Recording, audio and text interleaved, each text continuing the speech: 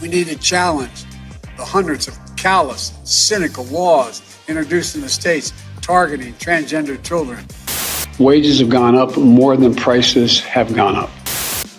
There was a brawl among the LA City Council members. We'll get to that right off the bat. Joe Biden has a strong endorsement for trans kids, which is a interesting hill to die on. Also, trans hockey. How did that go wrong? Who could have seen that coming?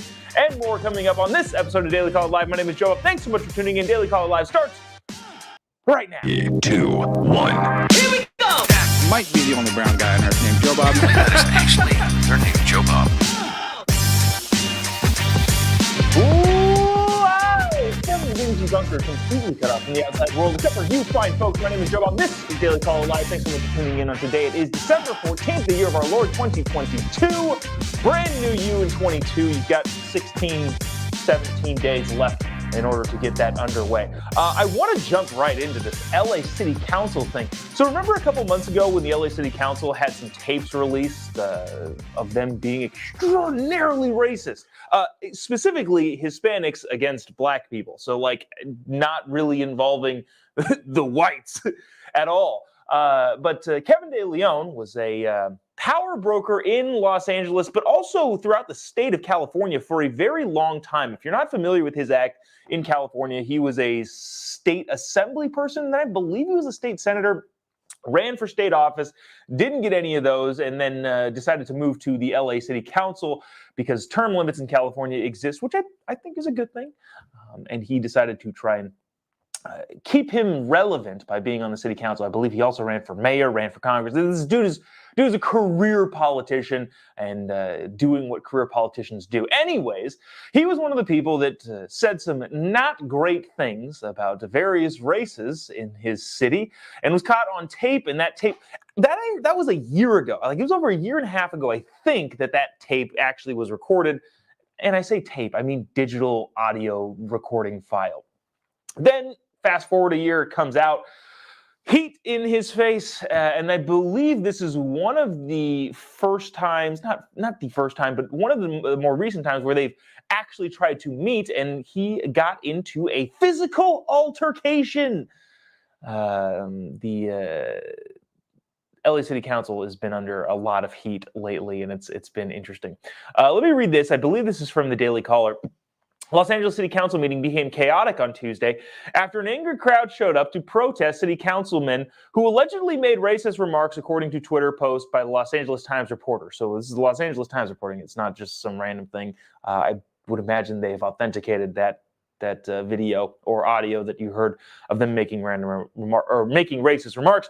Protesters shouted "F you" at various council members in the meeting, including Democrat City Council member Kevin De Leon, who's currently embroiled in a scandal about alleged racist remarks caught on tape.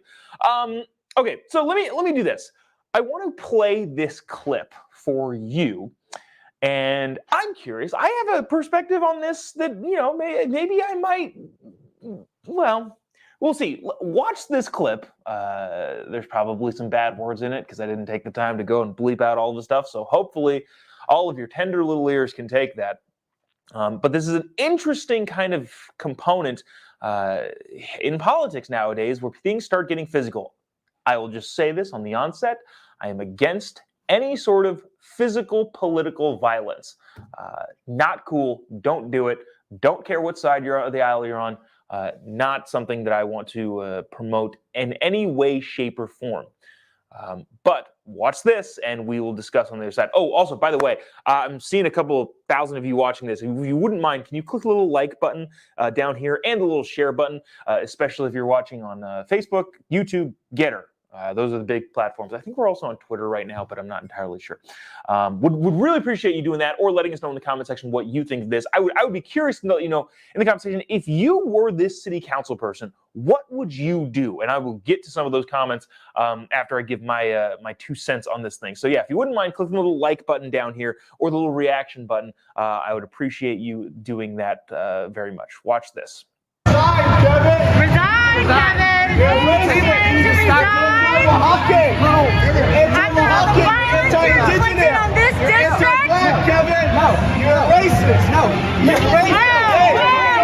Whoa! Whoa! Whoa! Look at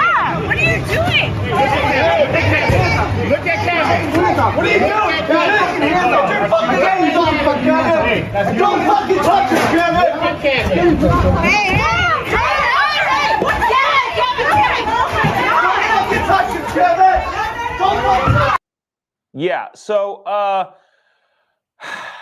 I'm curious what you think. Okay, so green shirt guy was in Kevin's face the entire time. We'll kind of have this playing in the background here.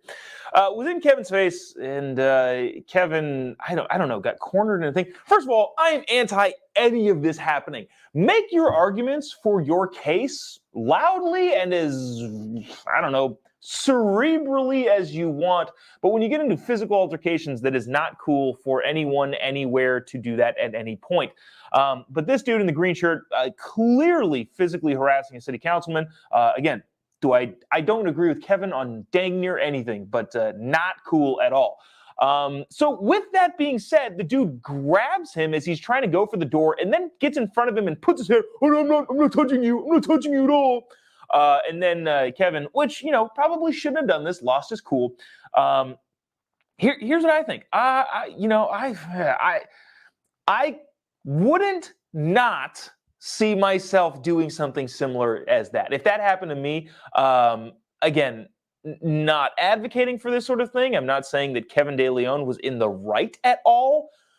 But if some dude is getting in my face like that guy was getting in his face and literally not letting me leave the building, I might try and get you out of the way physically. And by try, I mean I would succeed.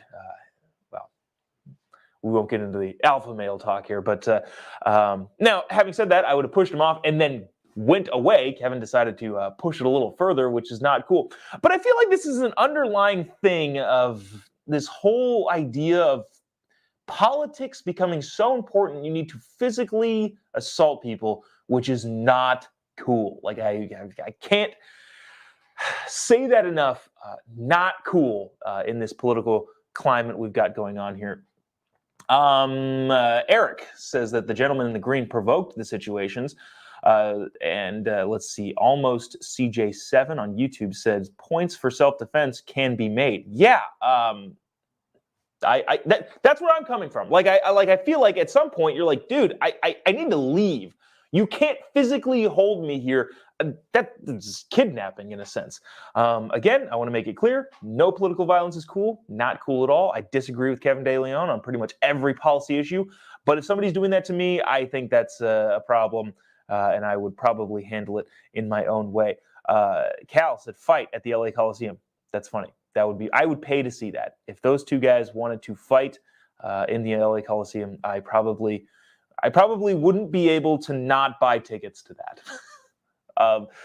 So there's that. Scott says, I see no problem. I would assume that he's talking about Kevin defending himself there. Again, yeah. They got into the person's face. It is a problem. Yeah. A lot of people in the comment section agreeing here that, first of all, no political violence, not a good thing. But also, if this dude's getting in your face, what other options do you have? All right, so we'll move on from there. That's kind of, if you have any comments, let us know in the comment section what you think about that. We'll move on to this. Joe Biden taking a firm stance on some transgender issues. Now, that was not the basis of this whole thing.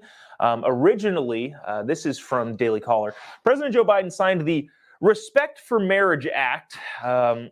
We're not going to have that debate and discussion here at this time, whether or not you agree with gay marriage, all that sort of stuff. Not the right place and time. I'm more interested currently about what he said about trans kids, but we'll get to that in just a second. We might get baited into this. Today is a good day, said President Biden. Today, America takes steps towards finally equality for take two.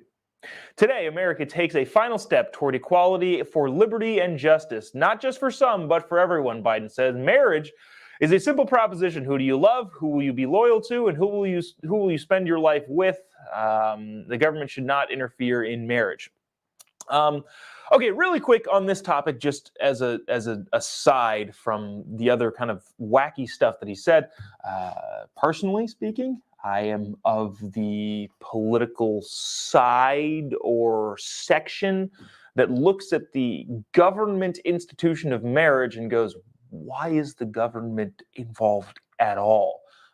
At least in my own personal marriage, my relationship with my wife is between me and her and God, and that's about all I need. I don't need a government piece of paper to make that commitment. So when people talk about gay marriage and whether or not it's should be legalized or should be illegal or the government should be, my question is, why is the government involved literally at any level? At any level? And then some people make the statement of, well, you have to have certain, if your loved one is in the hospital and you're not married, how will they know who to let in?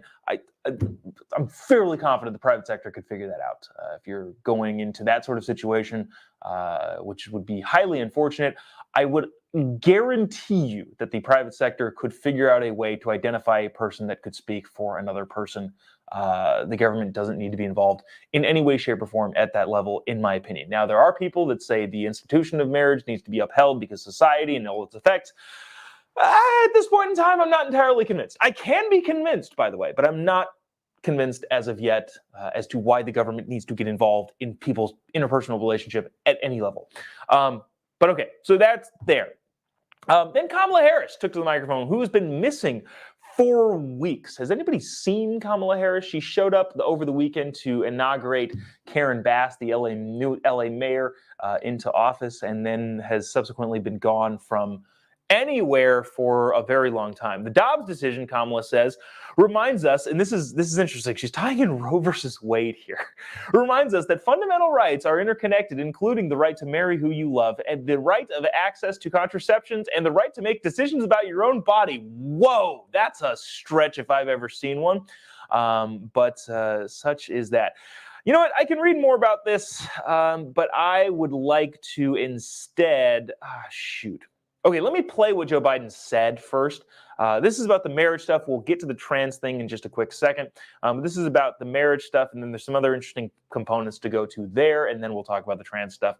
Watch this.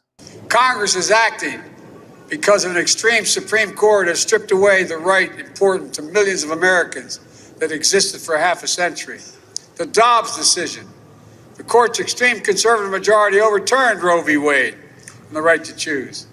In his concurring opinion, Justice Thomas went even further, and he wrote the following, quote, "We should reconsider all the court's substantive due process precedents, including Griswold, Lawrence, Obergefell. That means he thinks we should reconsider whether you got the right to access to contraception. And yes, we should reconsider whether you have the right to marry who you love. And that's not only the challenge ahead.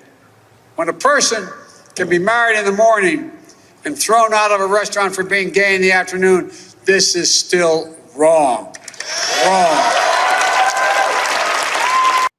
And that also is not happening in any frequency that would be worth noting at all. Does it ever happen? I would imagine no. I would imagine that, does it never happen? I would imagine no. I would imagine that some people in some very podunk rural town, I'm not belittling that in any stretch of the imagination, but I would imagine that discrimination does happen. Nowhere near the levels that I think the Biden administration needs to bring it up at all. But effectively, if you're looking at it percentage-wise, I would imagine that him saying, well, you can get married in the morning and thrown out of a restaurant just for being gay in the afternoon. No, you can't. It's not, one's very illegal, and two, does not happen anywhere near the frequency in which you need to bring it up. Just completely inaccurate.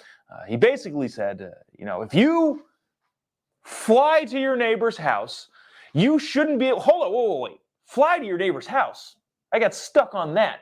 I don't understand anything else past that. You just said a thing that I can't do physically. Probably a bad example, probably a bad analogy. But bottom line is he's bringing up examples of things that aren't happening to prove a case that nobody's arguing against. At least in my opinion, or at least I don't know what's going on there.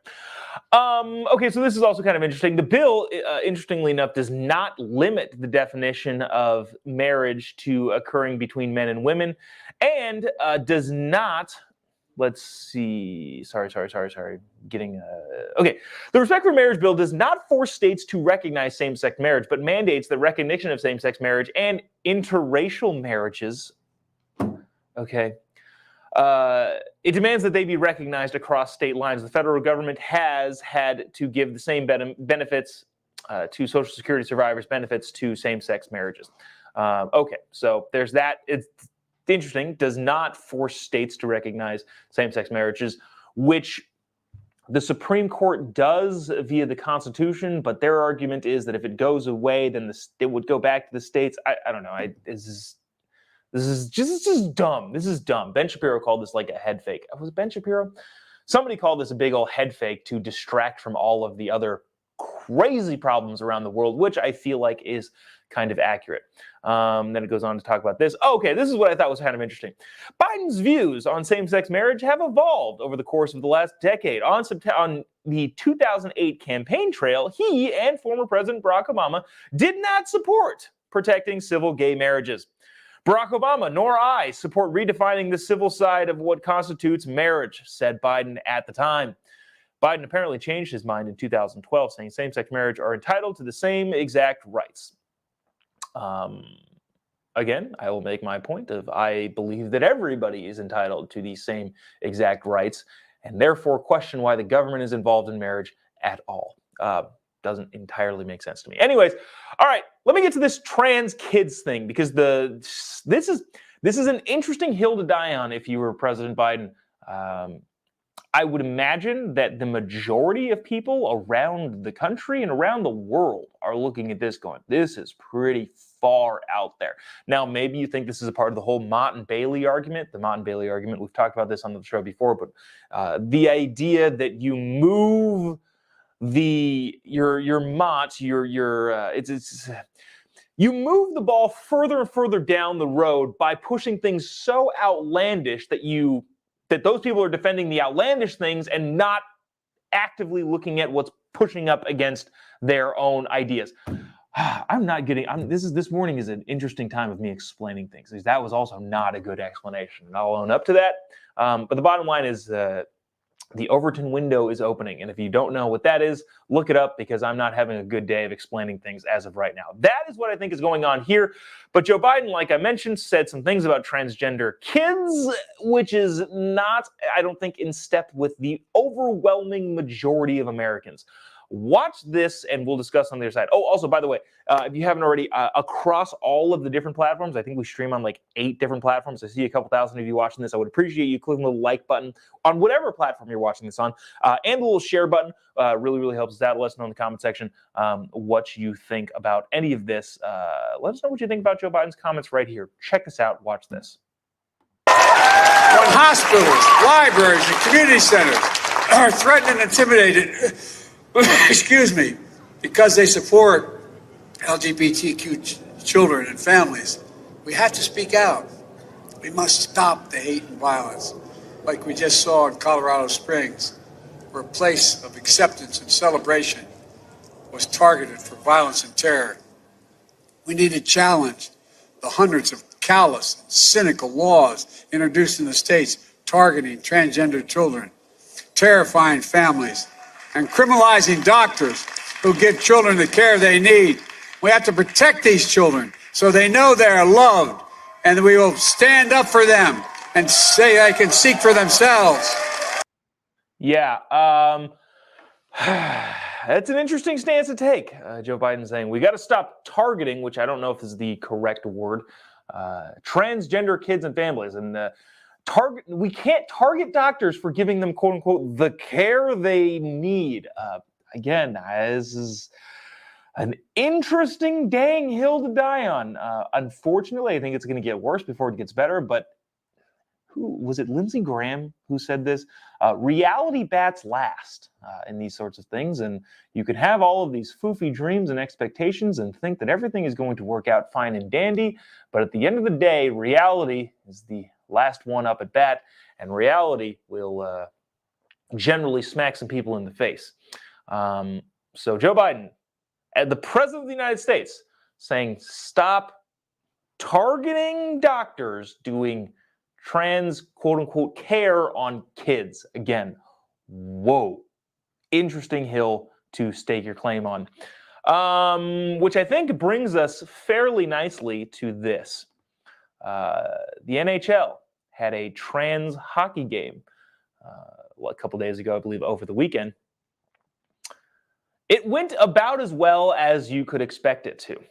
A female athlete was left concussed and somewhat unconscious after a male, a transgender female, checked hold on. This is so confusing. Because, okay, so the men who transition to women are trans women, but this says that going back, a female a woman who's trying to be a man is now listed as a female in this article, but I can't tell if this article means that it's the trans man who is a woman being called a female here. Well, I'm just going to read the article as it is. A female athlete was left concussed and somewhat unconscious after a male checked her into the ice during the National Hockey League, the NHL-sponsored all-trans draft tournament in Wisconsin. Jonathan Cade reports. The NFL came under fire in November for a tweet that read, "Trans women are women, trans men are men. Non-binary identity is real." The league made the comment after announcing it would sponsor the tournaments, the transgender, what was it called? The all-trans draft tournament, which included about 80 transgender and non-binary players. Kay, the reporter, reports on Quiltet that despite outlets such as Vice sending crews to cover the event, no reporting emerged about how the game played out. The NHL did not comment on the outcome of the game, only tweeting photos of the event after it occurred. Kay says it was due to the obvious physical advantages that men have over female teams and members and opponents. One of the male to female, okay, hold on. So we're getting this straight. One of the male to female athletes, so a biological male, checked, which if you're not familiar with hockey terms, is to hit very hard with bodily force. That is what a check is, equivalent to a football tackle. So a biological male checked one of the female to male, so biological female athletes on the ice, throwing her head first into the boards. Oh my gosh. There's no video of this, by the way, or else I would have brought it to you. Get a stretcher, get a medic, the players shouted as they surrounded the player. It reportedly took 17 minutes for the player, who suffered a concussion, to be placed on a stretcher and taken off the ice. All right, I'll explain why I think this is kind of funny after this. And I don't mean to be demeaning towards people, because I am of the side of these are people too. You know, they may be confused and they may disagree with me on how things should work out and pan out in the society that we live in, but they're people too, and I don't like people getting hurt.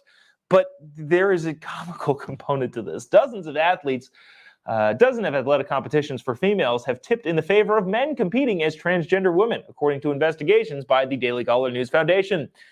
A June Washington Post poll found the majority of Americans oppose allowing biological males to compete in women's sports. Support for biological males playing as transgender athletes declines the higher the level of competition. You don't say. Here's why I think this is somewhat comical. It's this whole idea of somebody can argue something and they can make intelligent arguments, but they can't bend reality to their will. That's just not a thing that you can do.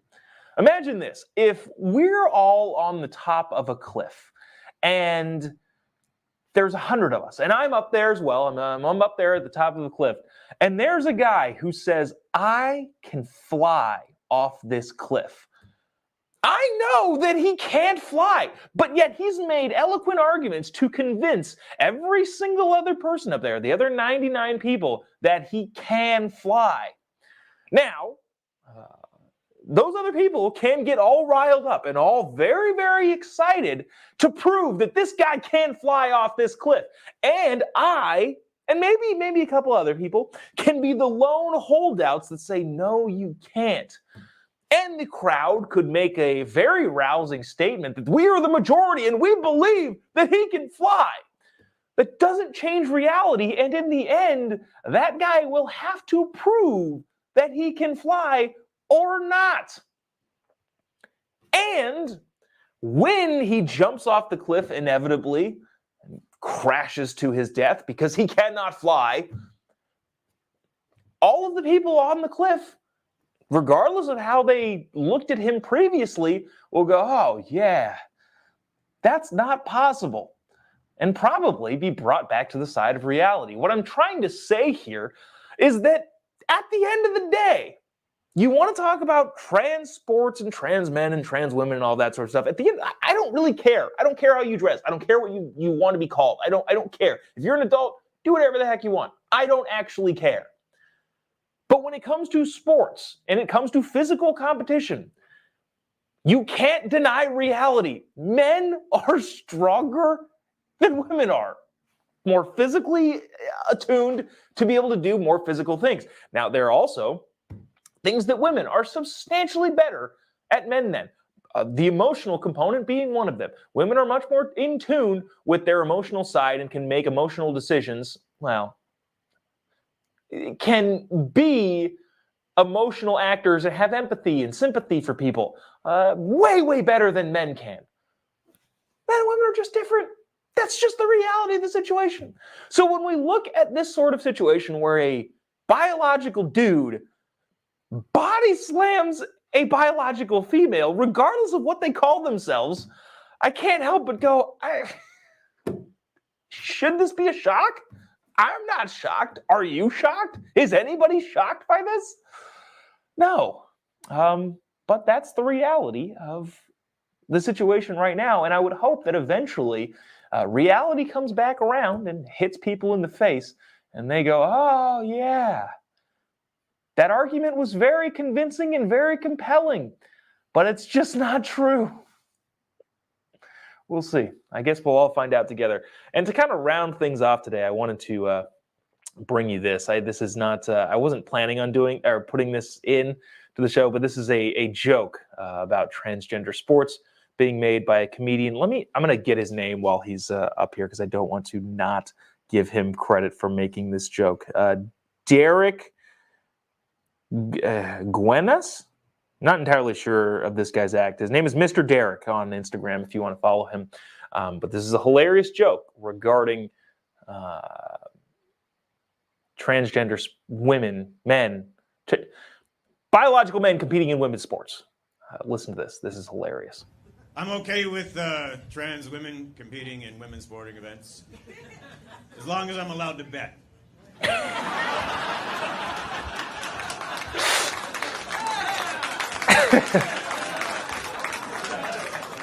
Yes, I would like to put all my money on the lady with the size 11 sneaker, please. I've got a feeling about her.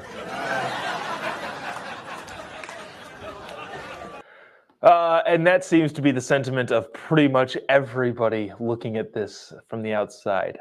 Obviously, it was funny, and people thought it was funny. Jobob says, they do deny reality, which is, yeah, that's part of the big problem. Let's see. Sheila says, women have their own sports as well as men. Men do not belong in women's sports. Yeah, I would agree with that. And pretty much every single comment is coming in saying the same thing. Chuck says, you can't change the X or the Y chromosome. Correct. Again, just at the end of the day, we're talking about reality here. And that's a very, very difficult thing to change as a whole. And on that note, that'll do it for us today. Appreciate you sticking around, tuning in.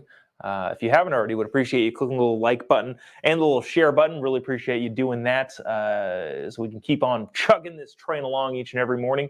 If you haven't already, give me a follow on any of your social media accounts. Just type in JOBOB. Be able to pretty much find me anywhere. Hoping to get that JOBOB Twitter handle so you don't have to type in my difficult to spell and difficult to pronounce last name. But would appreciate you doing that on any of the social media platforms. We will be back tomorrow. I think we'll also be here Friday, but this is again December and things are crazy. We won't be here Monday and Tuesday of next week. Possibly not even. I don't know. We're deciding all of that on the fly, but we will be here tomorrow, same time, same place. We will see you then with any of the news that breaks over the next couple hours. See you then. God bless America.